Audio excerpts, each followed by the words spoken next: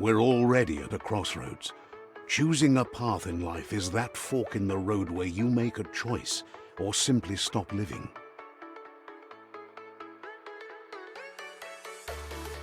But for you, it's not only a crossroad, but a choice. A reflection of your ki, the primal energy that flows through everything. Let me introduce myself. I'm the light and bright side of you, or your inner voice to be precise. An echo of balance and consequence of your actions as you move forward. Seems more like you're being light-headed if you ask me, but you'll come around, eventually. But what comes around goes all the way back around. So, it's better to stick to your instincts. You can't fight what's in your nature. In your nature, and here I was hoping we'd be all about natural selection, survival of the strongest and so forth. If that's not instinct, then I don't know what is. Natural selection is all about evolution and progress. And as soon as there's enough light, darkness will disappear.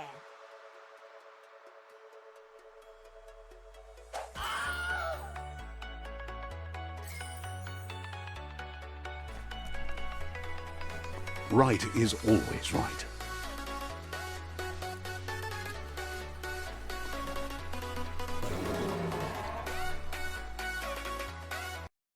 Stories of death and the bodies left behind, a reminder that we're at the mercy of nature and the one that preys on others.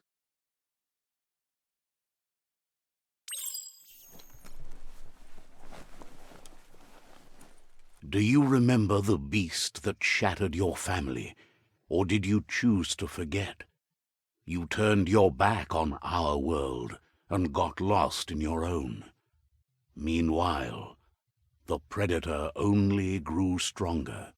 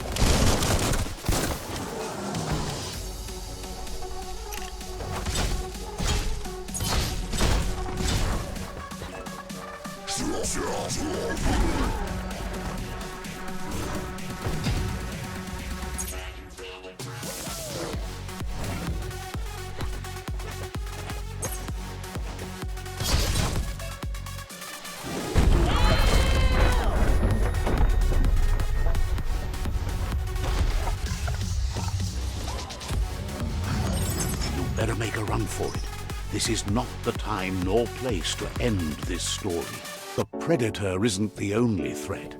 The wildlife started to mutate when the end of days began, and the tree of life started to die.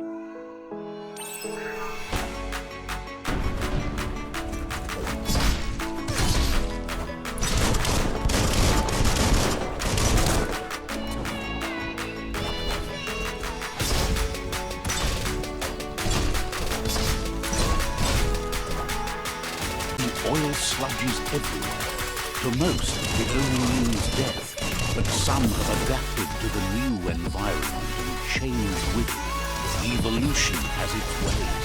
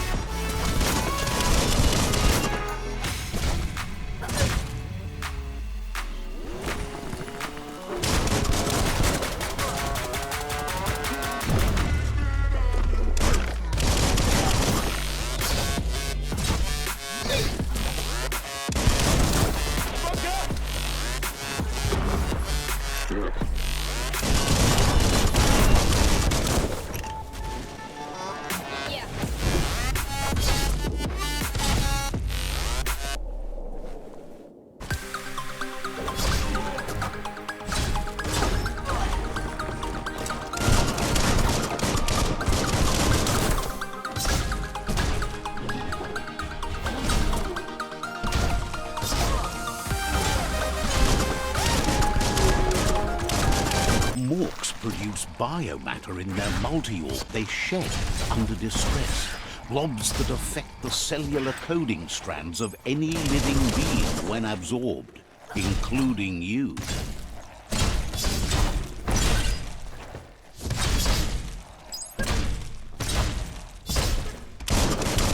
Wheeled One is outnumbered. You'd better help him out.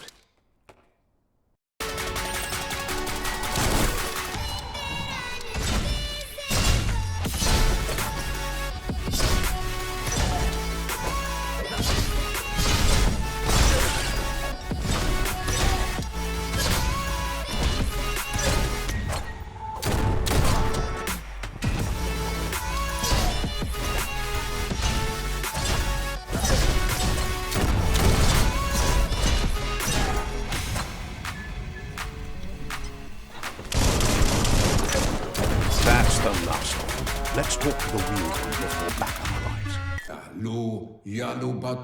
He wants to thank you for taking his side against the Scavengers. He sounds familiar. You just can't figure out why. He presents himself as out of date. He knows he's way overdue, but he hasn't given up. He doesn't seem surprised that you don't recognize him. You were just a child back then, the night everything changed.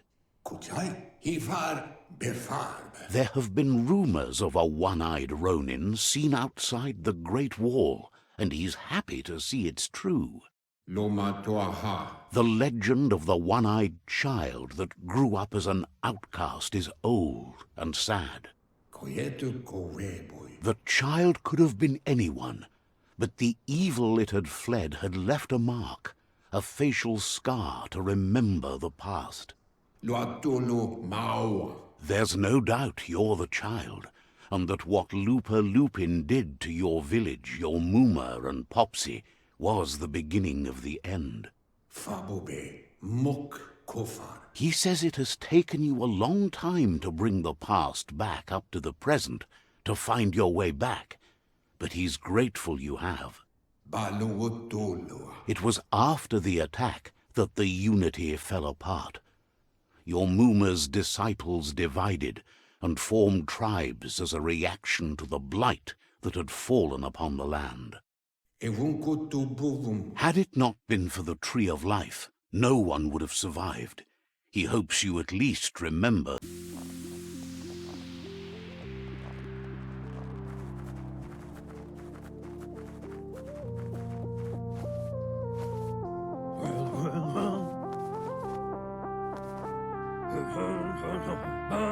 Asks if you were tired, as it's a bit of a hike here from the village.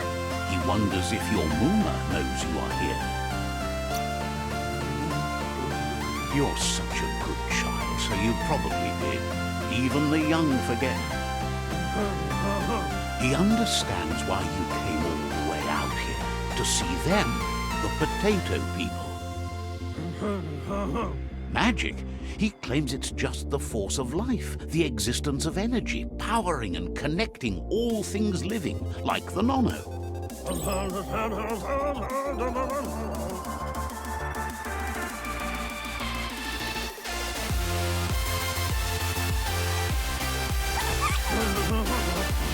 You found one. You should be proud. They don't come out for everyone.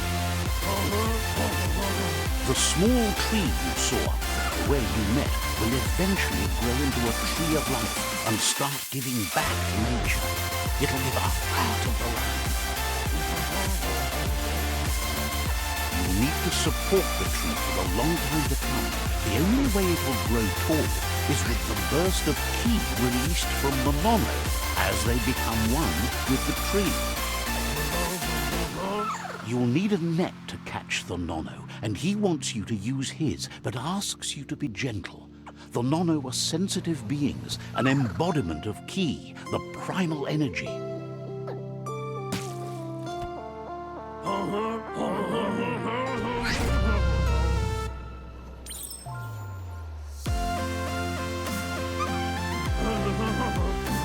You handle that net like you've never done anything else. He's impressed. But today, Your focus is getting this one to become one with the tree.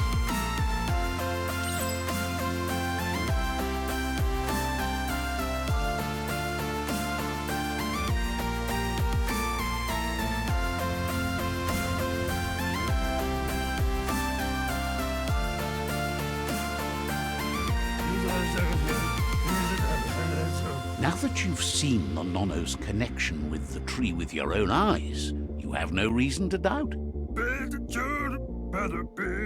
From this day on, he'll make nurturing the Pensai into a tree of life, a life goal, not only for our village's sake, but for all, everyone. He says you better hurry back to the village before your Muma comes looking for you. You did good here. No, she's got lots on her mind and needs rest after the raid last night on the Lupin camp with her disciples. Wonders if they let the Predator family live or not you there for a while. But no memory is alone. It's part of a trail you can follow. Pa, wherefore, where we? He says he remembers every single day he devoted to growing the Tree of Life, but now he's afraid it might be in vain.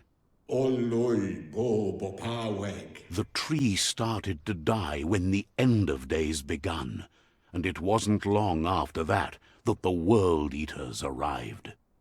The genetic evolution that occurred after the apocalypse that Toxanol Corporation inflicted on the land set the World Eaters' DNA into overdrive.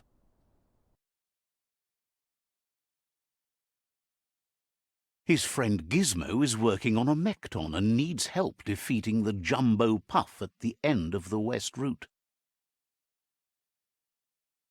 Wiz is still repairing his octopod to confront the Merc Puff that dwells deep down under the surface at the end of the Northwest Route. Nocco has tamed the Midget and is preparing to take on the Hoof Puff at the end of the East Route. Finally, know that the Tree of Life is dying. Its days are numbered. Without help, it can't endure the environmental change and assault from the World Eaters.